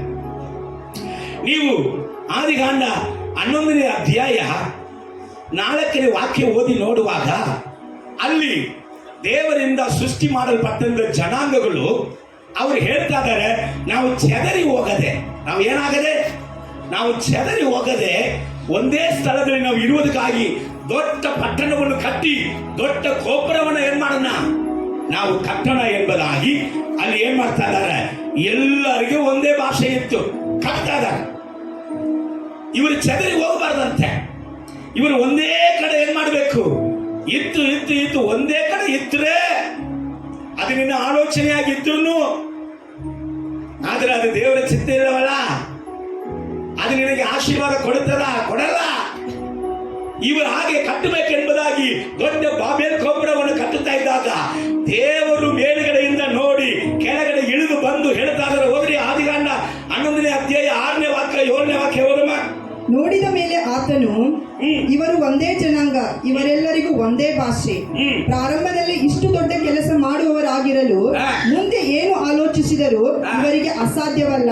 ನಾವು ಇಳಿದು ಇವರಲ್ಲಿ ಒಬ್ಬರ ಮಾತು ಒಬ್ಬರಿಗೆ ತಿಳಿಯದಂತೆ ಇವರ ಭಾಷೆಯನ್ನು ತಾರುಮಾರು ಮಾಡೋಣ ಬನ್ನಿ ಅಂತ. ನೋಡಿ, ಇವರು ದೇವರ ಚಿತ್ತಕ್ಕೆ ವಿರುದ್ಧವಾದ ಒಂದು ಸಂಬಂಧ, ದೇವರ ಚಿತ್ತಕ್ಕೆ ವಿರುದ್ಧವಾದ ಒಂದು ಫೆಲೋಶಿಪ್, ದೇವರ ಚಿತ್ತಕ್ಕೆ ವಿರುದ್ಧವಾದ ಒಂದು ಅನ್ಯೋನ್ಯತೆ ಎಲ್ಲಿ ಇದ್ದಾಗ ದೇವರು ಅವ್ರು ಏನ್ ಮಾಡ್ತಾ ಇದ್ದಾರೆ? ಅಲ್ಲಿ ಇವರ ಭಾಷೆಗಳನ್ನ ತಾರುಮಾರು ಮಾಡಿ ಒಬ್ಬರಿಗೆ ವಿರೋಧವಾಗಿ ಒಬ್ಬರನ್ನ ಚಗರಿಸಬೇಕು. ಯಾಕೆ? ದೇವರಿಗೆ ಕೂಡಿ ಇರುವುದೇ ಇಷ್ಟ ಇಲ್ವಾ? ಹಲ್ಲೆಲೂಯ. ನೀನು ಎಲ್ಲಿ ಇರ್ಬೇಕಂದ್ರೆ ದೇವರು ನಿನ್ನ ಇಟ್ಟಾನೋ ಅಲ್ಲೇ ಇದ್ರೆ ನಿನಗೆ ಶುಭವಾಗುವುದು, ಮೇಲಾಗುವುದು, ಅಭಿವೃದ್ಧಿ ಆಗುವುದು. ಕೆಲವರಿಗೆ ಚಚ್ಚಿ ಬಿಟ್ಟು ಹೋಗಲೇ ಬಾರದು. Hallelujah, hallelujah. ಇಲ್ಲೇ ಮದುವೆ, ಇಲ್ಲೇ ಮಕ್ಕಳು, ಇಲ್ಲೇ ಪರವಾಗಿಲ್ಲ. ನಾನು ಹಂಗೆ ಇದ್ದೆ, ನನಗೂ ಇಷ್ಟ ಇಲ್ಲ. ಯಾರನ್ನ ಬಿಟ್ಟು ಬರಕ್ಕೆ? ಪಾಸ್ಟರ್ ಅಭಿಷೇಕ ದೇವರನ್ನ ಬಿಟ್ಟು ಬರಕ್ಕೆ ಮನಸ್ಸೇ ಇರಲಿಲ್ಲ. ಆದರೆ ಬೆಳಗಾವಿಗೆ ನನಗೆ ಕಳಿಸಿಕೊಡುವಾಗ ನನ್ನನ್ನು ಟ್ರೈನ್ ಹತ್ತಿಸೋದಿಗೆ ಪಾಸ್ಟರ್ ಅಭಿಷೇಕ್ ದೇವ ಬಂದಿದ್ದರು. ಬಂದಾಗ ನಾನು ಬೆಳಗಾವಿಗೆ ಇಲ್ಲಿ ಬರಬೇಕು ನನ್ನ ಫ್ಯಾಮಿಲಿಯಾಗಿ, ಅವರು ಫ್ಯಾಮಿಲಿಯಾಗಿ ಬಂದು ನನ್ನನ್ನು ಟ್ರೈನ್ ಹತ್ತಿಸಲು ಬಂದಾರೆ. ಓ ಎಂಬುದಾಗಿ ಹತ್ತರು, ಸಪ್ತವಾಗಿ ಹತ್ತರು. ಅವ್ರ ಹತ್ತು ನಾನು ನೋಡಿಲ್ಲ. ಅವ್ರು ದೇವರ ಬಳಿಯಲ್ಲಿ ಹತ್ತಿರಬೇಕು, ಮನುಷ್ಯರ ಬಳಿಯಲ್ಲಿ ಹತ್ತು ನಾನು ನೋಡಿ ಇಲ್ಲ. ಏನು ಹತ್ತರು ಅಂತ, ಅಯ್ಯೋ ನನ್ನ ಬಳಕೆಯು ಹೋಗ್ತದಲ್ಲ ಅಂತ ಹತ್ತರು. ಅವ್ರ ಕಣ್ಣೀರು ನೋಡಕ್ಕೆ ನನಗೆ ತಡೆಯಕ್ಕೆ ಆಗಲಿಲ್ಲ.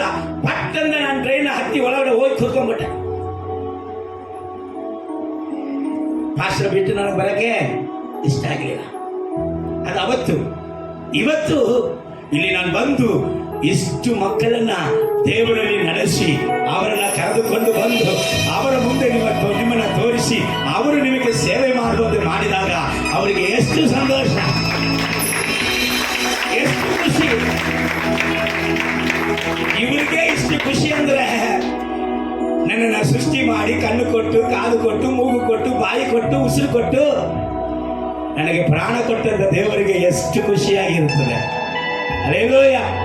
ಸಮಟೈಮ್ಸ್ ಪ್ರೀತಿ ದೇವರ ಚಿತ್ತವನ್ನ ಕೆಡಿಸುವುದಾದರೆ ಆ ಪ್ರೀತಿಯನ್ನ ದೇವರ ಅಗಲಿಸಕ್ಕೆ ದೇವರ ರೆಡಿ.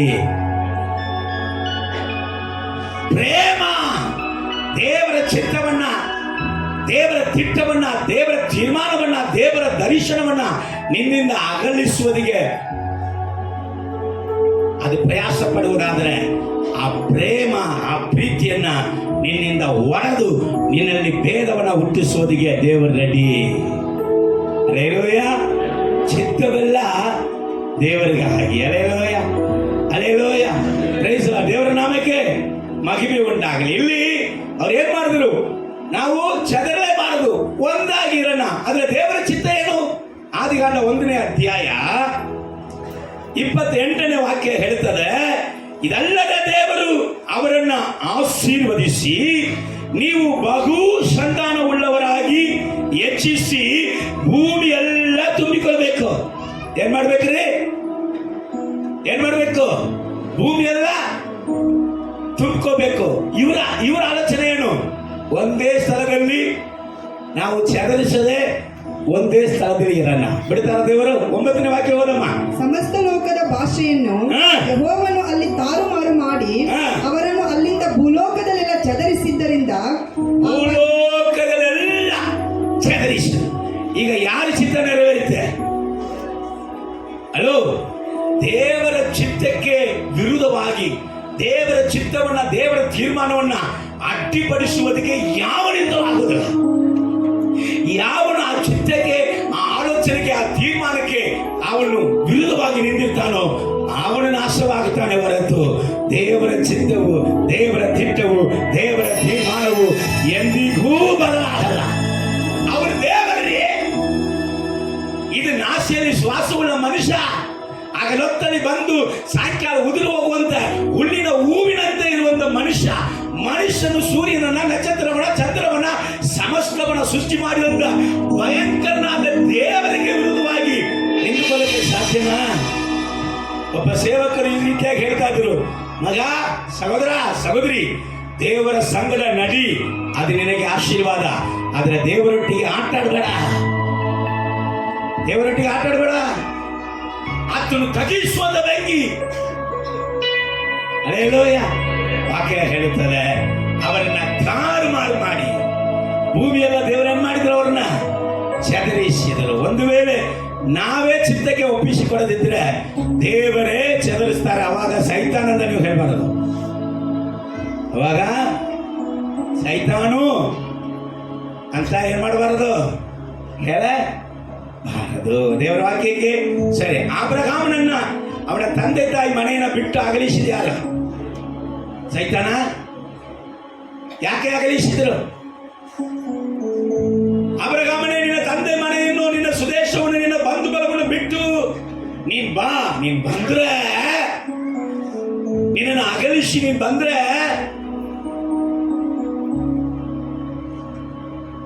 ನೀನ್ ಯಾರನ್ನ ಆಶೀರ್ವದಿಸುತ್ತೀಯ ಅವರನ್ನು ಆಶೀರ್ವದಿಸುತ್ತೇನೆ, ನೀನು ಯಾರನ್ನ ಶಪಿಸುತ್ತೀಯ ಅವರನ್ನ ಶಪಿಸುತ್ತೇನೆ.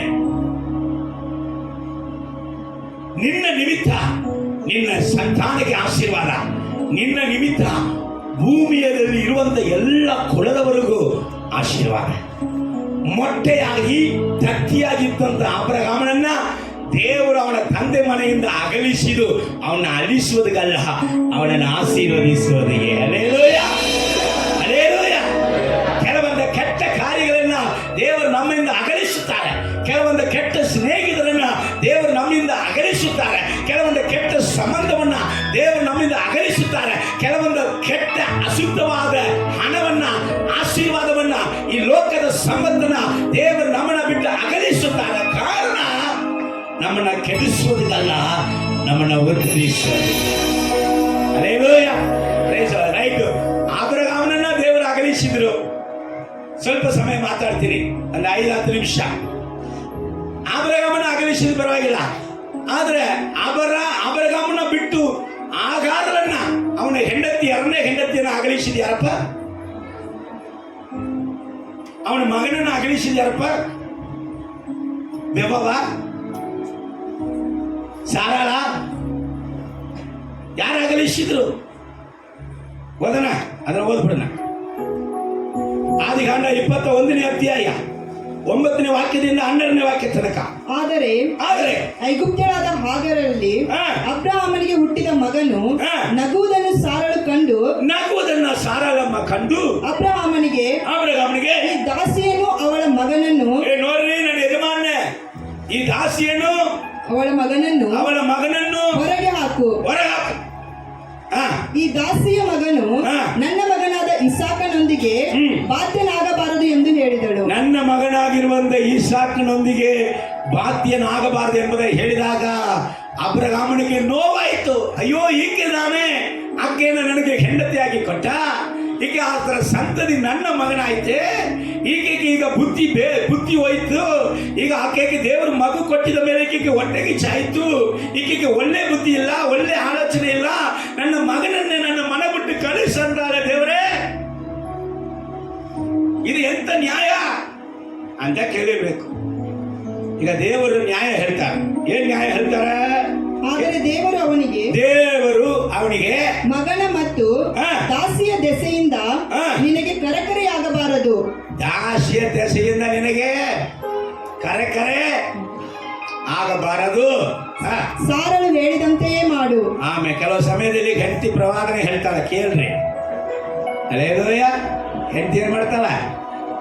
ಪ್ರವಾದನೆ ದೇವರ ಮೂಲಕ ಹೇಳ್ತಾಳ, ಕೇಳ್ಬೇಕು. ಇದು ಬೇಡ, ಇದು ಬುದ್ಧಿಗೆ ನಿನಗೆ ಯಾರಾದ್ರೂ ಮಾತಾಡ್ತಾರ? ಸ್ವಲ್ಪವಾದ ನಿನಗೆ ಕನಿಕರ ಇದೆಯಾ? ನಿನಗೆ ಸ್ವಲ್ಪವಾದರೂ ಪ್ರೀತಿ ಇದೆಯಾ? ಇದೆಲ್ಲ ನಾವು ಭಯಂಕರವಾಗಿ ಮಾತಾಡ್ತೀವಿ. ಆದ್ರೆ ದೇವರ ಬಳಿಯಲ್ಲಿ ಹೋಗಿ ನಿಂತ್ರೆ, ಮುಚ್ಕೊಂಡು ಹಾಗೆ ಮಾತು ಕೇಳಿ ಹೋಗ್ರೆ. ಹಲ್ಲೆಲೂಯ. ಮಾತು ಕೇಳೋ, ಹೇಳಿದ ಹಾಕಿಲ್ಲ ನಾನೇ. ಹಲ್ಲೆಲೂಯ, ಪ್ರೈಸ್ ಅಲ್ಲ. ಸರಿ, ದೇವರು ಕೂಡ ಈ ರೀತಿಯಾಗಿ ವಂಚನೆ ಮಾಡುವವರ ಇಲ್ಲ. ದೇವರು ಇಸ್ಮಾವೇಲನ್ನ ಬಿಟ್ಬಿಟ್ರ.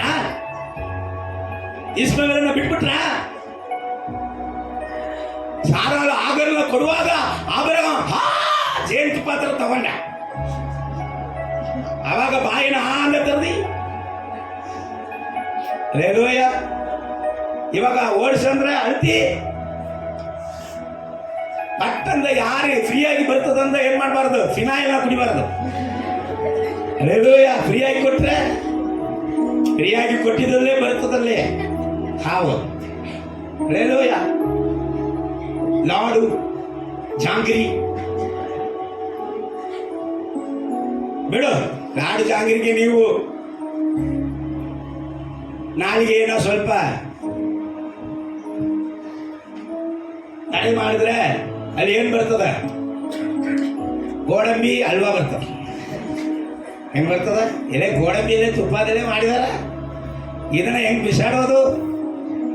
ನಾಳೆಗೆ ಇಲ್ಲಿ ಹೋದ್ರ ಪಾಪ ಅದು ಹೆಂಗೋ ಹೋಗ್ತದ. ಒಳಗಡೆ ಸ್ವಲ್ಪ ಆಕ್ಷೇಪ.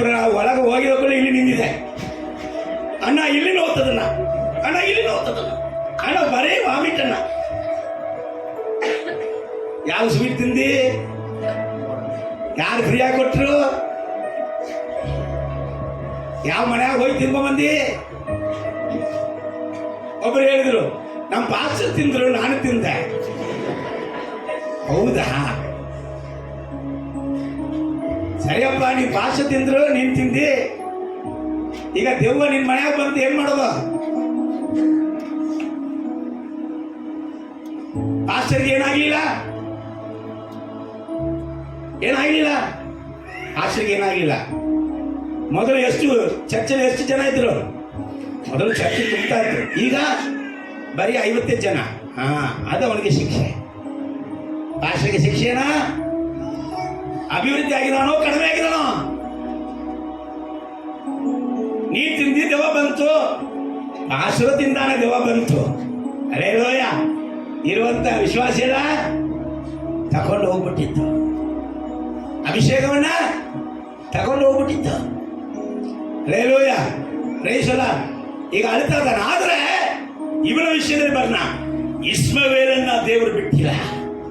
ಅರೇ ಲೋಯ, ದೇವರು ನ್ಯಾಯವುಳ್ಳ ದೇವರು. ಓದನ ವಾಕ್ಯ ಓದಮ್ಮ. ಅದರಲ್ಲಿ 20ನೇ ವಾಕ್ಯ ಓದಮ್ಮ. ದೇವರು ಆ ಹುಡುಗನ ಸಂಗಡ ಇದ್ದನು. ದೇವರು ಆ ಹುಡುಗನ ಸಂಗಡ ಇದ್ದನು. ಅವನು ಬೆಳೆದು ಕಾಡಿನಲ್ಲಿ ವಾಸವಾಗಿದ್ದು. ಅವನು ಬೆಳೆದಪ್ಪ, ಅವನ ಆಶೀರ್ವಾದವಾಗಿದ್ದ, ಅವನು ಪ್ರಭುವಾಗಿದ್ದ, ಅವನ ಸಂಗಡ ದೇವರಿದ್ದರು. ಇಲ್ಲಿ ಗಮನಿಸಿದ ದೇವರ ಮಕ್ಕಳೇ, ಈಸಾಕು ಇಸ್ಮವೇಲು ಒಂದಾಗಿರಕ್ಕಾಗುದಿಲ್ಲ. ನೀನು ಒಂದಾಗಿರನ್ನ, ನೀನು ವಿಶ್ವಾಸಿ ನಾನು ವಿಶ್ವಾಸಿ, ಇಬ್ರು ಸೇರ್ರೆ ನಾವು ದೊಡ್ಡ ಪಾಸ್ಟರ್ ಆಗ್ಬಿಡ್ತೀವಿ. ಏನು ಮಣ್ಣು ಮಾಡೋಕ್ಕಾಗಲ್ಲ. ನೀನು ಆರಾಧನೆ ಮಾಡ್ತಿ, ನಾನು ಕೀಬೋರ್ಡ್ ಮಾಡಿಸ್ತೀನಿ, ನಾವು ಇಬ್ರು ಸೇರಿದ್ರೆ ಅಯ್ಯೋ ದೇವರ ಆಲಯದಲ್ಲಿ ಪರಲೋಕ ಇಳಿದು ಬಂದ್ಬಿಡ್ತದೆ. ಒಂದು ಮಣ್ಣು ಬರಲ್ಲ, ಸೈತಾನ್ ಮಾತ್ರ ಇಳಿದು ಬರ್ತಾನ. ಅರೇಲೋಯ್ಯ, ನೀನು ಹೆಂಗಿರ್ಬೇಕು, ನೀನು ಹಂಗಿರ್ಬೇಕು. ಆಕೆ ಎಲ್ಲಿರ್ಬೇಕು, ಆಕೆ ಅಲ್ಲಿರ್ಬೇಕು. ಈಸಾಕ್ ಎಲ್ಲಿರ್ಬೇಕು, ಅಲ್ಲಿರ್ಬೇಕು. ಇಸ್ಮಾವೇಲ್ ಎಲ್ಲಿರ್ಬೇಕು, ಅಲ್ಲಿರ್ಬೇಕು. ಇಬ್ಬರು ಕೂಡಿ ಇರಕ್ಕೆ ಸಾಧ್ಯ ಇಲ್ಲ. ಕೂಡಿಸ್ಕೊಳ್ಳೋರಿಗೆ ಯಾರು ಕೊಟ್ಟರೆ ನನಗೆ ಅಧಿಕಾರ? ಕೂಡಿ ಇರೋಣಿ ಇರಕ್ಕಾಗಲ್ಲ. ಒಂದು ಈಗ ದೇವರು ಅಗಲಿಸುತ್ತಾನೆ. ದೇವರ ಮಾತು ಮೀರಿ ಮದುವೆ ಮಾಡಿದ್ರೆ ಅವಾಗ ಡೈವರ್ಸ್ ಮಾಡ್ತಾನೆ. ಅರೇಲೂಯ, ಅರ್ಥ ಆಗ್ತದ? ಬಹಳ ಸಮಯ ಆಯಿತು, ಪ್ರಸಂಗ ಜಾಸ್ತಿ ಇದೆ, ಮುಗಿಸಕ್ಕಾಗಲಿಲ್ಲ. ಯೋಸೇಫನನ್ನ ಮಾರ್ಬಿಟ್ಟಿದ್ಯಾರು? ಯೋಸೇಫನ ಮಾರ್ಬಿಟ್ಟಿದ್ಯಾರು? ಸೈತಾನ. ಅವರ ಸಹೋದರರು ದ್ವೇಷಿಸಿ ಐಗುಪ್ತ ದೇಶಕ್ಕೆ ಅವನನ್ನ ಮಾರಿದಕ್ಕೆ ಕಾರಣ ಯಾರು? ಯೋಸೇಫ್ ಹೇಳ್ತಾ ಇದ್ದಾನೆ. ಅವ್ರು ಅಂತಾರೆ, ತಮ್ಮ ನಿನ್ನ ಮಾರಿಬಿಟ್ಟಿದ್ದಕ್ಕೆ ಈಗ ಭಕ್ಷಣ ಬರ್ತೀಯಪ್ಪ, ನಮ್ಮನ್ನ ಶ್ರಮಿಸು. ಅಲ್ಲಿ ಅವನು ಹೇಳ್ತಾ ಇದ್ದಾನೆ, ಆದಿಕಾಂಡ 45:5 ನೀವು ನನ್ನನ್ನು ಹಾಗೆ ಮಾರಿದಕ್ಕಾಗಿ ವಿಸರ್ಗಪಟ್ಟು ದುಃಖಿಸಬೇಡ್ರಿ. ನೀ ಮಾರಿಲ್ಲ, ಜೀವ ಸಂರಕ್ಷಣೆಗಾಗಿ ದೇವರು ನನ್ನನ್ನ ಮಾರಿದರು. ಅಲ್ಲೇಲೂಯ. ನಿನ್ನ ಸಂಗಡ ಅಣ್ಣನ ಬಿಟ್ಟು ಹೋಗುದಿಲ್ಲ ಅಂತ ಇದ್ರೆ ಬರಗಾಲದಲ್ಲಿ ನಿನ್ನ ಸಂಗಡ ನಾನು ಸತ್ತಿರ್ತೀನಿ, ನೀನು ಸತ್ತಿರ್ತಿ. ಸ್ವಲ್ಪ ಕಾಲ ಸುಖ, ಆಮೇಲೆ ಸಾವು. ಅಲ್ಲೇಲೂಯ. ಆದ್ರೆ ದೇವರು ಅಗಲಿಸಿದಾಗ ನಿತ್ಯನಿ ನಾನು ಸಾಯುವ ತನಕ ನನ್ನ ಅಂತವರನ್ನ ನನ್ನ ಸಂಗಡ ಇಟ್ಟುಕೊಂಡು, ಅವರ ಮಕ್ಕಳನ್ನ ನನ್ನ ಸಂಗಡ ಇಟ್ಟುಕೊಂಡು ಜೀವ ಸಂರಕ್ಷಣೆ ಉಂಟಾಗುವಂತೆ ದೇವರೇ ನನ್ನನ್ನು ಅಗಲಿಸಿದ. ಪೋತಿಫಾರ್ ಹೆಂಡತಿ, ಅಜ್ಜಿ ಮುದುಕಿ ಏನೇನೋ ಮೇಕಪ್ ಮಾಡಿ, ಓವರ್ ಮೇಕಪ್ ಮಾಡಿ ಯೋಸೇಫನನ್ನ ಎಳೆಯುತ್ತಾ ಇದ್ದಾನೆ. ಅಲ್ಲೇಲೂಯ, praise the Lord. Over makeup ಯಾರು ಮಾಡ್ತಾರೆ ಗೊತ್ತಾ? ತಮಿಳಲ್ಲಿ ಹೇಳ್ತಾರೆ, ಓವರ್ ಮೇಕಪ್ ಒಡಂಬಕ್ಕೆ ಆಗೋದು. ಅಲ್ಲೇಲೂಯ. ಓವರ್ ಮೇಕಪ್ ಯಾರು ಮಾಡ್ತಾರೆ ಗೊತ್ತಾ? ಯೆಜಬೇಲ್ ಕಣ್ಣಿಗೆ ಕಾಡಿಗೆನ ಅದು ಹೇಳಿ ಐಬ್ರೋಕೆ ಕಾಡಿಗೆ, ಕಣ್ಣಿಗೆ ಕಾಡಿಗೆ ಇಟ್ಟು ಹಂಗೆ ವಿಂಡೋದಲ್ಲಿ ಯಗುನ ನೋಡಿ, ಅಲ್ಲಿ ಅವನು ಇದಾನೆ ಗಂಡ. ಈಗ ಯಗುನ ನೋಡಿ ಈ ಅಂತ ಅಲ್ಲಿ ತೋರಿಸಿ ಅಲೆಲೋಯ ಓವರ್ ಮೇಕಪ್, ಅಲೆಲೋಯ ಪ್ರೈಸ್ ಅಲ್ಲ, ಓವರ್ ಮೇಕಪ್ಗೆ ಬೀಳ್ಬೇಡೇ ಬಿದ್ದಿಲ್ಲಪ್ಪ. ಓವರ್ ಮೇಕಪ್ ಅಲ್ಲಿ ಯೋಸೇಫ್ ಎಸ್ಕೇಪ್ ಆಗ್ಬಿಟ್ಟ. ಎಸ್ಕೇಪ್ ಆಗಿದಾಗ ಎಲ್ಲಿ ಶಿಕ್ಷೆ ಸೆರೆಮನೆಯಲ್ಲಿ, ಅಪ್ಪ ನಾನು ಪರಿಶುದ್ಧನಾಗಿ ನಾನು ನೀತಿಯುಳ್ಳವನಾಗಿ ನಿನಗೋಸ್ಕರ ವೈರಾಗ್ಯ ತೋರಿಸಿದೆ, ನನಗೆ ಸೆರೆಮನೆ ಗತಿನ. ಸೆರೆಮನೆಯಲ್ಲಿ ಯೋಸೇಫನ ಹಾಕಿದ ಯಾರು? ದೇವರು. ಯಾಕೆ ಸೆರೆಮನೆಗೆ ಹೋಗದೆ ಅರಣ್ಮನೆ ಇಲ್ಲ? ಕರೆಕ್ಟ್ ತಟ್ಟು. ಸೆರೆಮನೆಗೆ ಹೋಗದೆ ಅರಣ್ಮನೆ. ಒಂದು ಹಿಂಸೆಗಳು, ಒಂದು ಬಾಧೆಗಳು, ಒಂದು ಕಷ್ಟಗಳು ನಿನ್ನ ಆಶೀರ್ವಾದಕ್ಕೆ ಹೊರತು ನಿನ್ನ ನಾವು ಕೆಳಗೆ ಮಾಡುವುದೇ ಇಲ್ಲ. ಕರ್ತನು ಹೇಳುತ್ತಾನೆ, ಈ ತಿಂಗಳಲ್ಲಿ ನಾನು ನಿನಗೆ ಮೇಲಾಗುವಂತೆ ಮಾಡುತ್ತೇನೆ. ಅಲ್ಲೇಲೂಯ. ನಿನ್ನನ್ನು ಹೆಚ್ಚಿಸುವೇನು, ನಿನ್ನ ಅಭಿಷೇಕದಲ್ಲಿ ಹೆಚ್ಚಿಸುವೇನು, ನಿನ್ನ ಕೈಯಿನ ಪ್ರಯಾಸದಲ್ಲಿ ಹೆಚ್ಚಿಸುವೇನು, ನಿನ್ನ ಸೇವೆಯಲ್ಲಿ ಹೆಚ್ಚಿಸುವೇನು, ನಿನ್ನ ಕುಟುಂಬದ ಸಕಲ ಕಾರ್ಯದಲ್ಲಿ ನಾನು ಹೆಚ್ಚಿಸುವೇನು. ಆದರೆ ನನ್ನ ಮಗನೇ, ಯೋಗ್ಯತೆ ಸ್ಥಿತಿಗೆ ನೀನೇ ಬಂದ್ರೆ ಸರಿ, ಇಲ್ಲದಿದ್ದರೆ ನಾನೇ ನಿನ್ನನ್ನು ಕರ್ಕೊಂಡು ಬರ್ತೀನಿ. ಅಲ್ಲೇಲೂಯ. ಕಣ್ಣುಗಳು ಮುಚ್ಚಿ ಪ್ರಾರ್ಥಿಸೋಣ.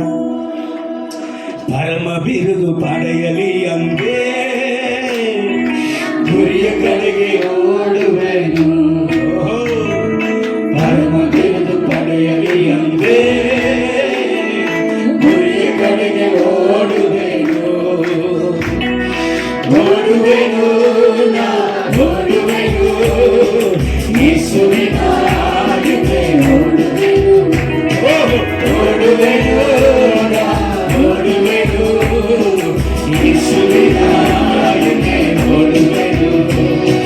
Hallelujah hallelujah hallelujah hallelujah